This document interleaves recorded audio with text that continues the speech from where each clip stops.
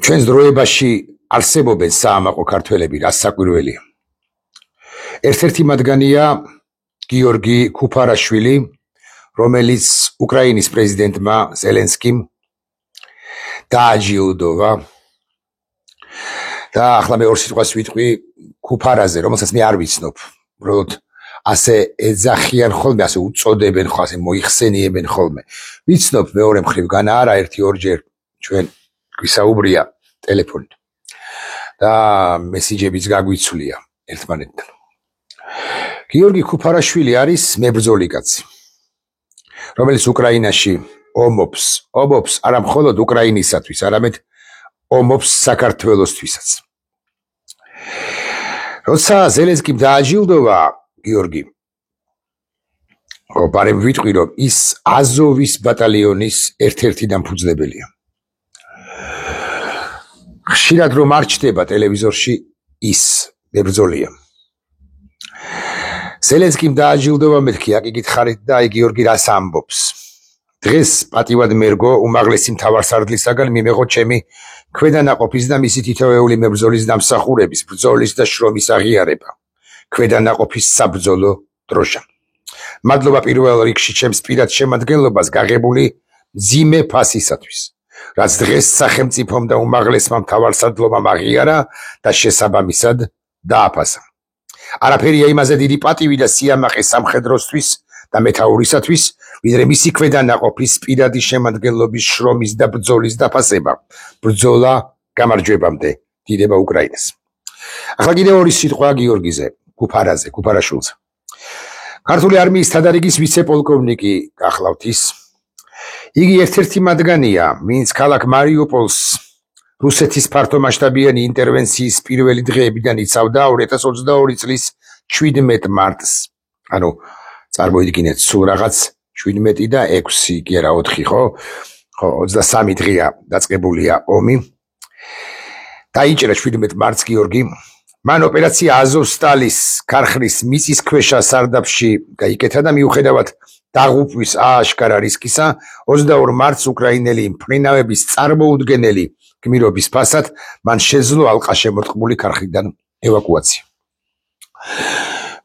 ამგვარი ღირსეული ვაჟკაცი ქართველი არის ბევრი ვაჟკაცი არის როგორც უკრაინაში მებრძოლთა შორის და არა მხოლოდ მებრძოლთა შორის, ასევე საქართველოში მებრძოლთა შორის და არა მხოლოდ მებრძოლთა შორის.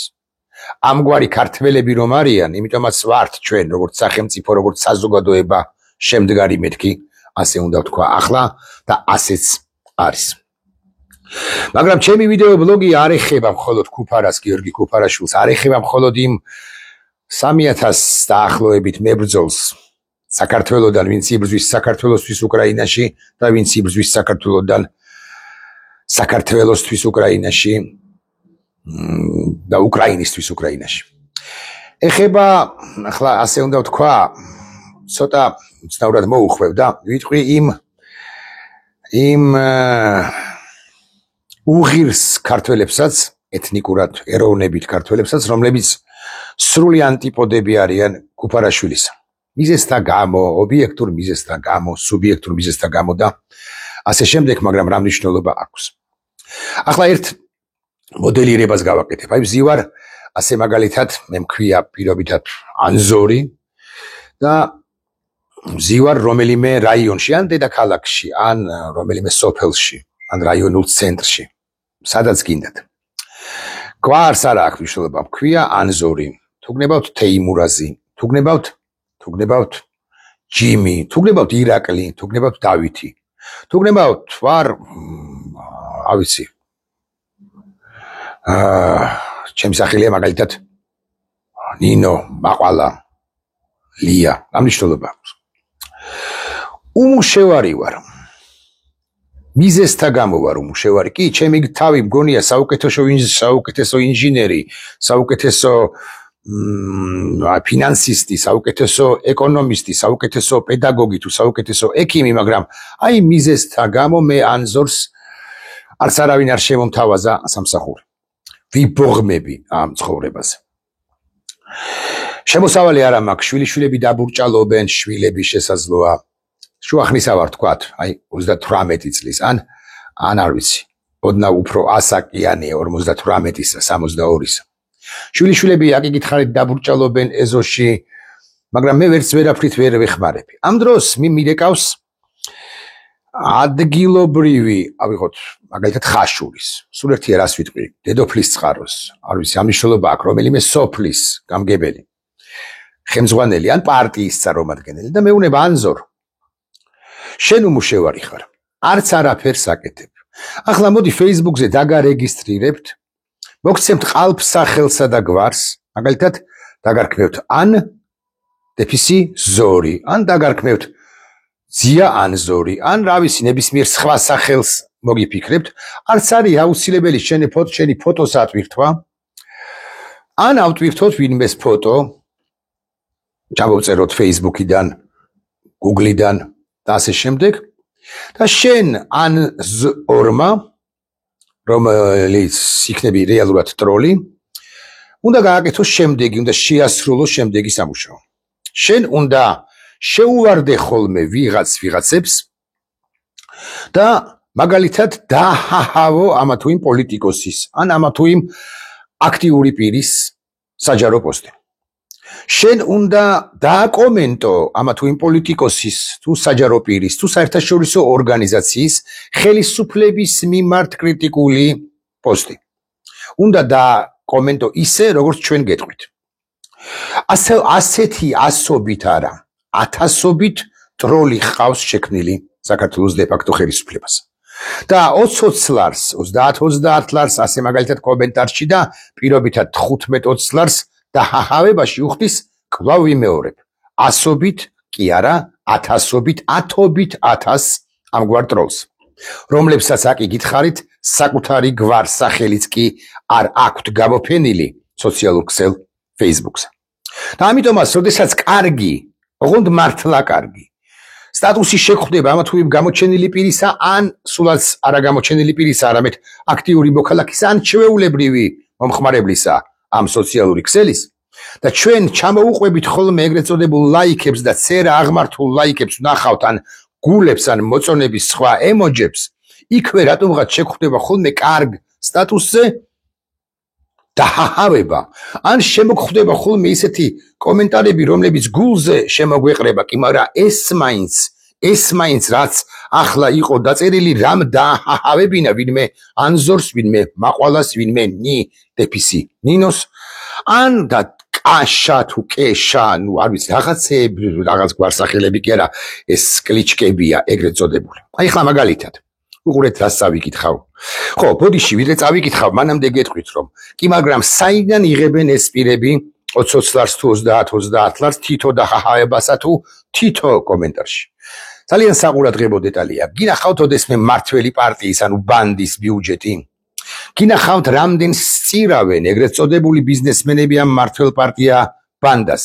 რამდენი აქვს ამ მართველ პარტია ბანდას ბიუჯეტი, გასაკვირველია ცენტრალური ოფისის ან რეგიონული ოფისის რეგიონული ოფისების შენახვისათვის, ხელფასებისათვის და სხვადასხვა ხარჯებისათვის, მაგრამ თანხობრივად წარმოგიდგენიათ მაინც რა თანხას ფლობს მართველი პარტია?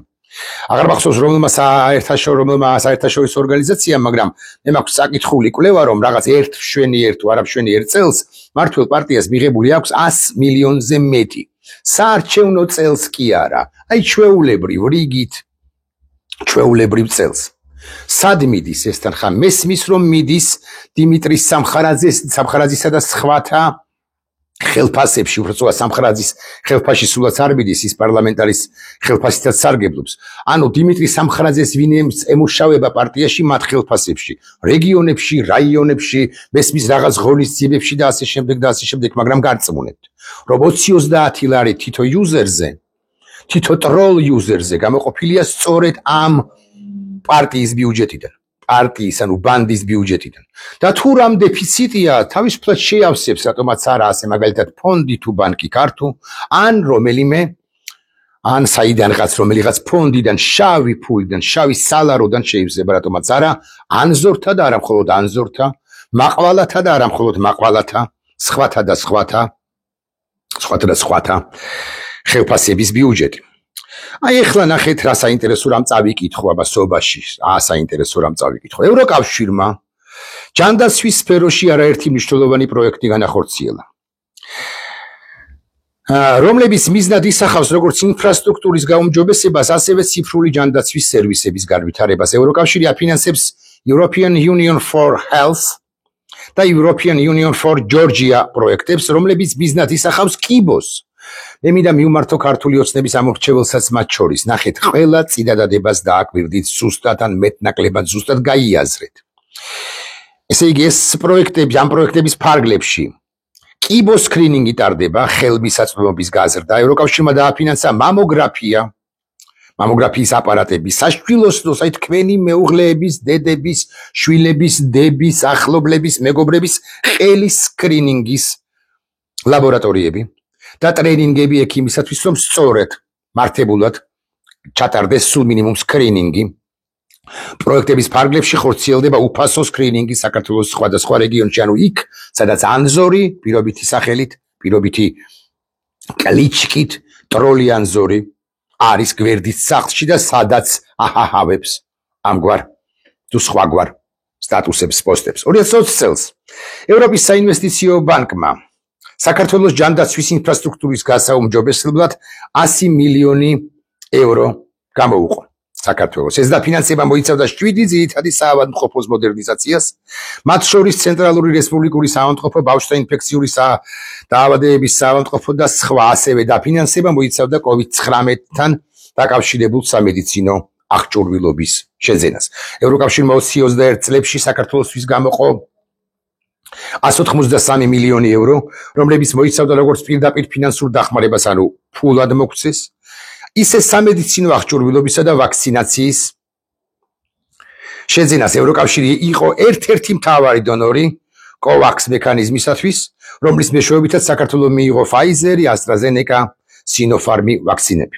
2023 წლის ივნისში ევროკავშირმა და გაეროს განვითარების პროგრამამ UNDP შიდა ქართლის რეგიონში მეჯვრისხევის სოფელში განაახლეს ამბულატორიული კლინიკა, რომელიც 6000-ზე მეტ კონფლიქტით, რომელიც გავასწოროთ წინადადება, რომელიც 6000-ზე მეტ დაზარალებულ ადამიანს ემსახურება, კონფლიქტით დაზარალებულ ადამიანს ემსახურება. პროექტი მოიცავს შენობის სრულ რემონტს, ახალ სამედიცინო აღჭურვილობასა და ავეჯის მეწოდებას, ასევე გარემოს ადაპტირებას შეზღუდული შეძლების მქონე პირებისათვის 25 წლის მარტში, აი წელს ახლა.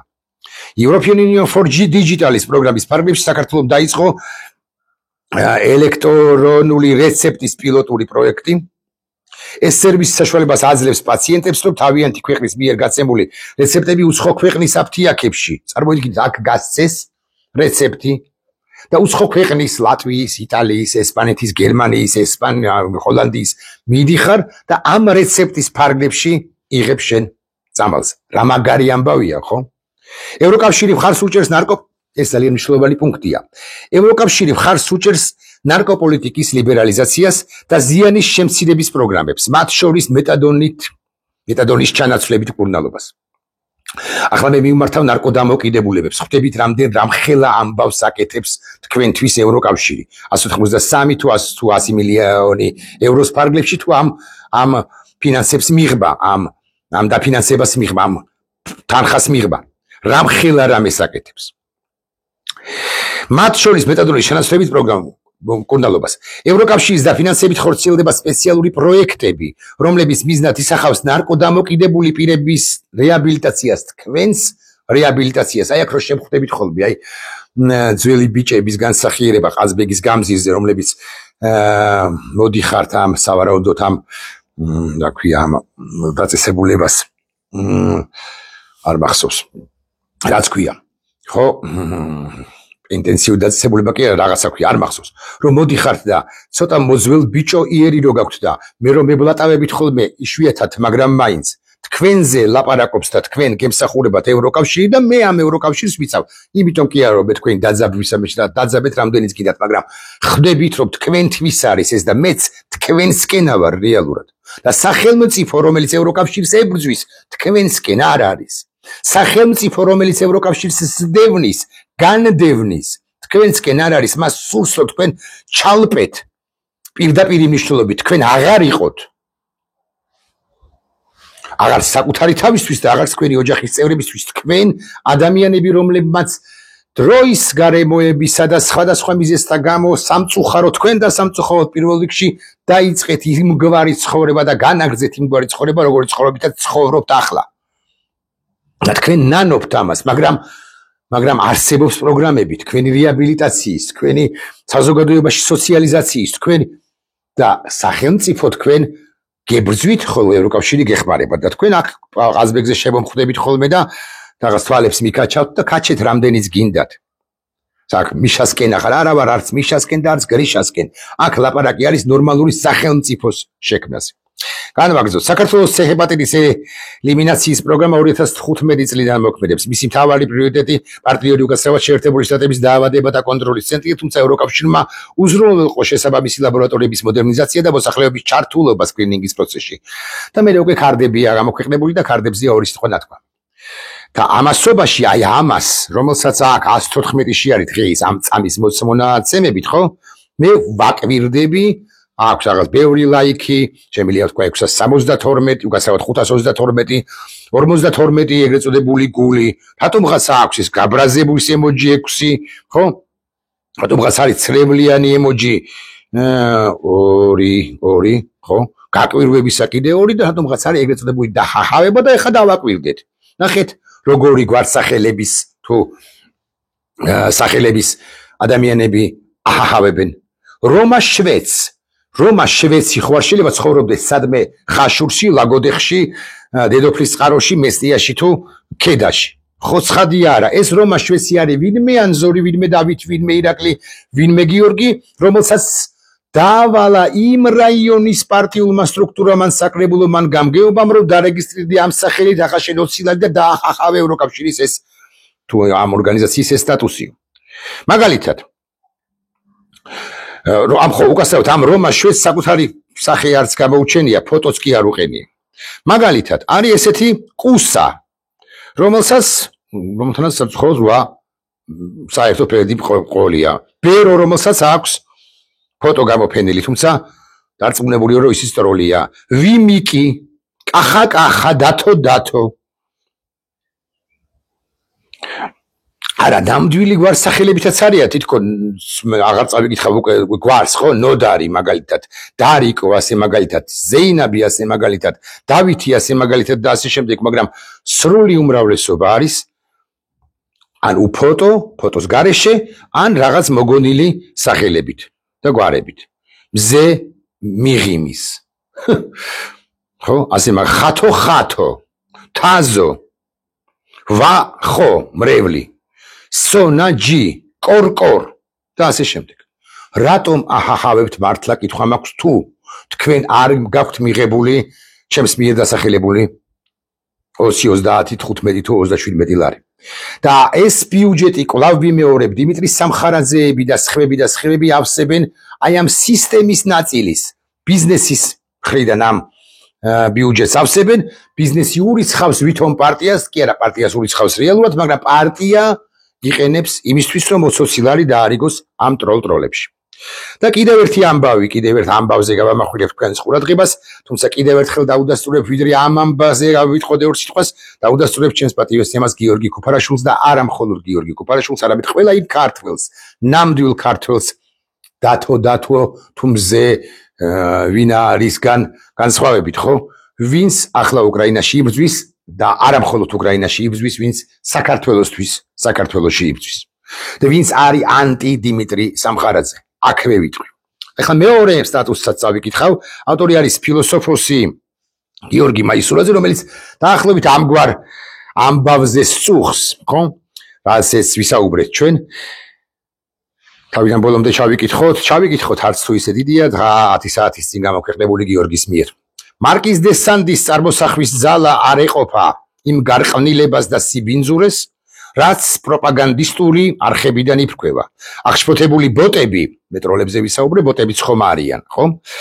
რომლებიც უდიდესი ნაწილი თეატრში ნამყოფიც კი არ იქნება, სპექტაკლს ნაღლანძღავენ და გმობენ ქვეყანა უხამსობის და სიბრიყვის ჭაობში იზირება არა, გიორგი, მომიტევე შენ ჩვენი ურთიერთობიდან გამომდინარე, იზირებას ალბათ უკვე არასწორი დროა ზმნისა ჩაიზირა ალბათ უფრო სწორი იქნება საქართველოს ვერ შემდგარ სახელმწიფო თამაში კი აბსოლუტურად ვეთანხმები გიორგის მიზიდა ივანიშვილს და პუტინს ერთად სურს რომ საქართველოს იყოს ვერ შემდგარი სახელმწიფო ქართველობა ანუ ქართული საზოგადოება კი არ შემდგარი ერი არ შემდგარი საზოგადოება უნდა იყოს და გიორგიც ასე წერს საქართველოს ვერ შემდგარ სახელმწიფოდ ქართველობა არ შემდგარ ერად ფორმირდება ოღონდ ამაში ხო ბრალეული არის რასაკვირველია კავკასიონ ქედგადაღმა რუსეთის ხელისუფლება მაგრამ ასე აბსტრაქტულად რუსეთის ხელისუფლებას რომ არ ვზდიოთ აქ რუსეთის ხელისუფლების აქაური ფილიალი მიზიდა ივანიშვილის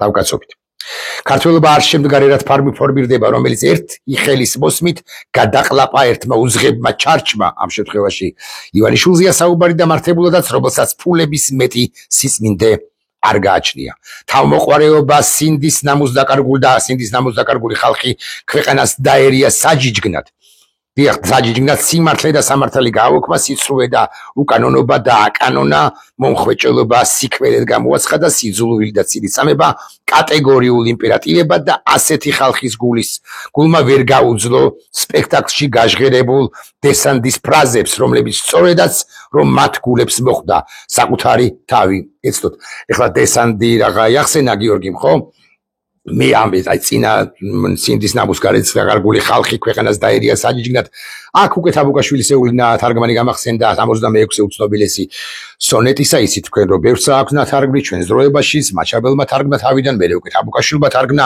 თაბუკაშვილის ეული თარგმანი 66 ყველაზე ცნობილი მაინც სონეტისა არის ამგვარი